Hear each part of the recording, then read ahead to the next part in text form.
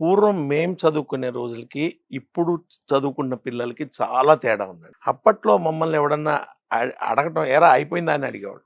అయిపోయిందంటే 10థ్ class pass అయిపోయావా అని అడిగేవాడు. పాస్ ఆ అవ్వడం పెద్ద పాస్ విషయం. అవ్వడం గొప్ప మాకు. మమ్మల్ని ఎవడు ఫస్ట్ క్లాస్ వస్తావా? సెకండ్ క్లాస్‌తో చూసుకున్నావా అని అడిగేవాడు కాదు. అప్పట్లో 10థ్ క్లాస్ రిజల్ట్స్ న్యూస్ పేపర్‌లో చూసుకునేవాళ్ళం. న్యూస్ పేపర్‌లో చూసుకుంటే మొత్తం ఇంత పేపర్ నిండా థర్డ్ క్లాస్ ఉండేయి. ఇంత సెకండ్ క్లాస్ ఉండేయి. ఇంత ఫస్ట్ క్లాస్ ఉండేయి.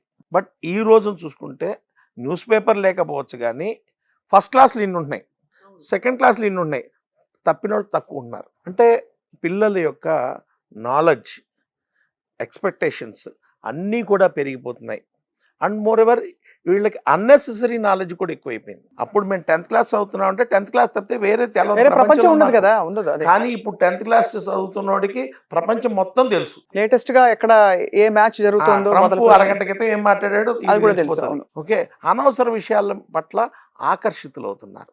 దాన్నించి తప్పిస్తూ వాళ్ళని ఒక మార్గం వైపు ప్రయాణం చేయించడం అనే ఒక ప్రయత్నం అండి ఇది. సో, అందులో భాగంగానే ఈ మిషన్ 10థ్ క్లాస్.